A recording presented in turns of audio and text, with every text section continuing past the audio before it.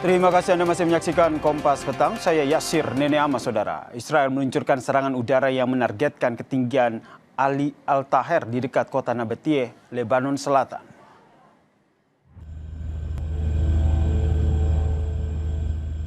Rekaman video menunjukkan hantaman serangan di lereng bukit dengan kilatan ledakan dan suara dengung yang berputar-putar di area sekitarnya, Saudara. Kantor berita Tasnim Iran melaporkan 3 serangan udara Israel menghantam daerah tersebut, sementara media lokal menayangkan rekaman yang menurut mereka menunjukkan pesawat tempur menyerang daerah antara Ali Al-Taher dan juga Al-Badsah di distrik Nabateeh. Sebelumnya, Saudara, militer Israel mengklaim militernya telah menargetkan apa yang disebutnya sebagai infrastruktur teror Hizbullah di daerah Nabateeh dan Ansar. Serangan ini dilakukan sebagai tanggapan atas laporan penyergapan Hizbullah di punggung Bukit Al-Taher yang menyebabkan 3 tentara Israel terluka parah.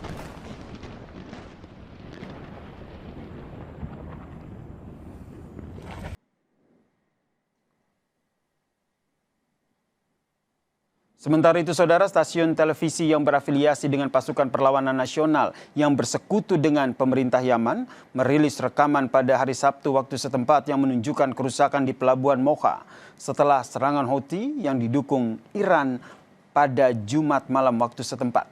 Rekaman tersebut menunjukkan kapal-kapal rusak, gudang-gudang dan juga puing-puing di dalam pelabuhan, di mana militer Yaman mengatakan bahwa Houthi menyerang pelabuhan Mocha di Laut Merah yang berada di bawah kendali pemerintah yang diakui secara internasional.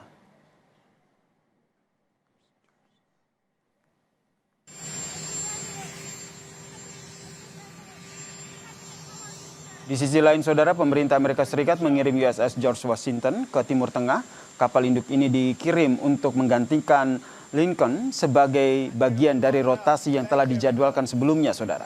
Menurut surat kabar The Wall Street Journal, kapal induk Lincoln telah dikerahkan selama lebih dari 250 hari.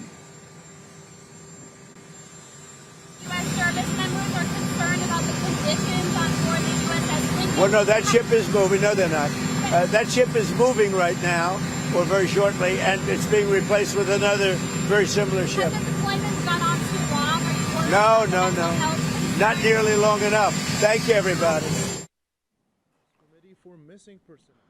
Komite Pencarian Orang Hilang Angkatan Bersenjata Iran meminta Komite Internasional segera menindaklanjuti nasib 3 pilot Iran yang ditangkap oleh Qatar sejak 2 Maret 2026. Ketiga pilot itu ditangkap setelah 2 jet Iran ditembak saat misi pengemboman pangkalan udara di Qatar. Sementara itu, Saudara, 1 pilot lain meninggal dunia.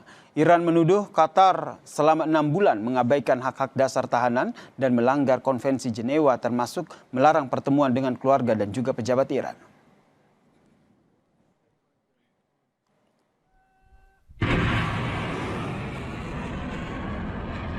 Sementara itu, Saudara, Qatar menanggapi dengan tegas tuduhan penyanderaan pilot jet tempur yang dilontarkan pihak Iran.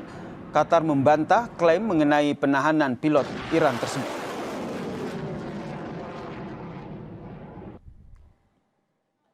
Melalui media sosial X, penasihat Perdana Menteri sekaligus juru bicara resmi Kementerian Luar Negeri Qatar menjelaskan sejumlah hal, Saudara. Yang intinya adalah Qatar membantah tuduhan penahanan pilot Iran dan menyebut pernyataan itu menyesatkan. Qatar juga menyatakan sudah menghubungi para pilot setelah pelanggaran wilayah udara. Qatar pun sudah berkoordinasi untuk menyerahkan jenazah 1 pilot dan mengundang tim Iran pada April lalu untuk berdiskusi.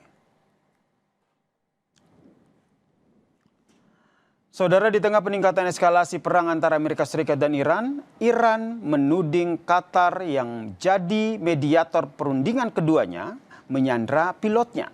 Lebih lengkap kita bahas bersama dengan dosen ilmu politik Universitas Udayana, Evata Filomeno, yang telah bergabung bersama kami di Kompas Petang. Selamat petang, Mas Evata. Selamat petang, Mas Yasir.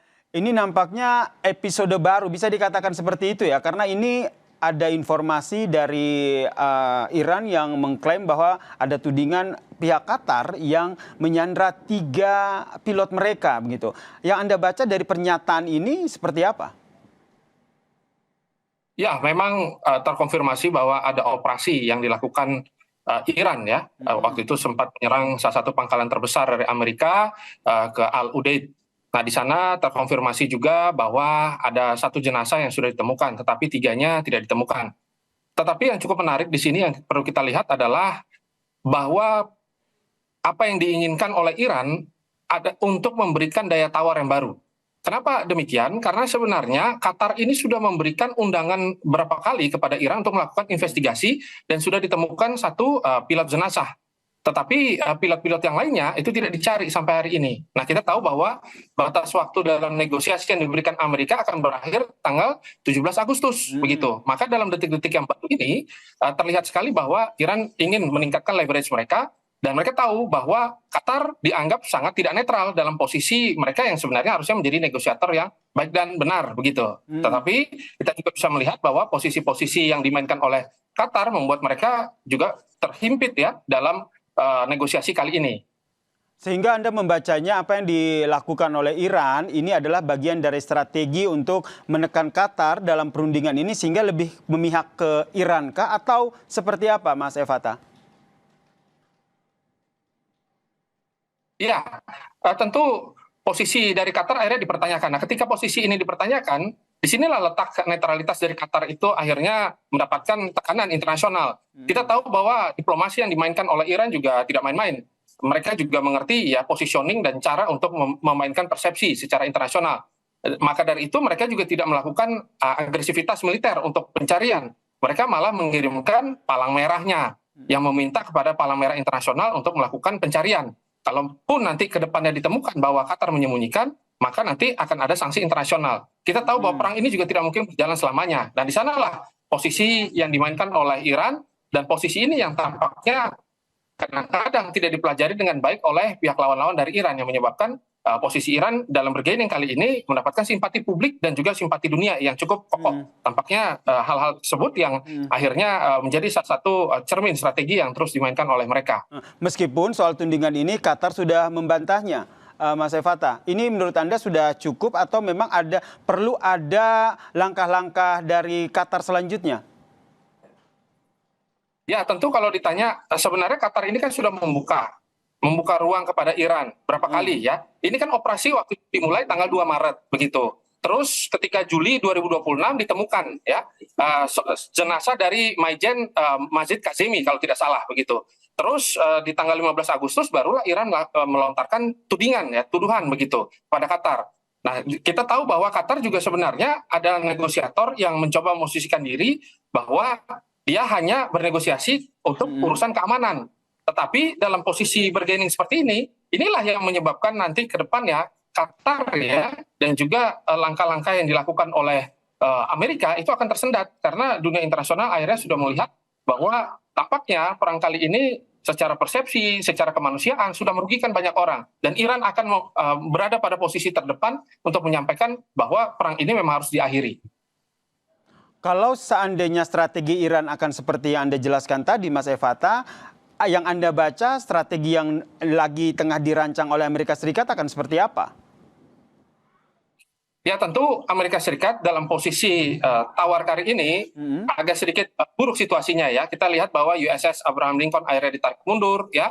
Dan operasi militer yang tidak memiliki tujuan ini juga akhirnya menyebabkan dunia juga cukup panas ya.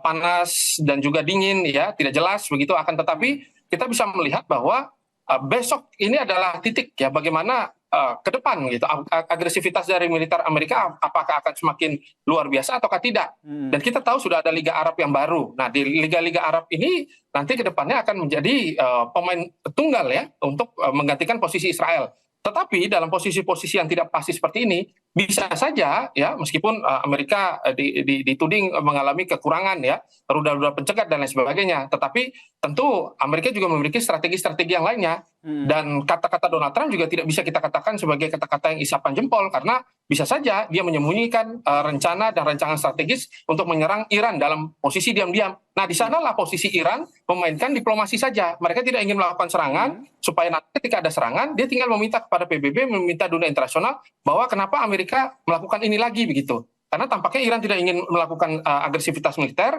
dan dia memaksa juga Amerika untuk tidak melakukan serangan-serangan lagi.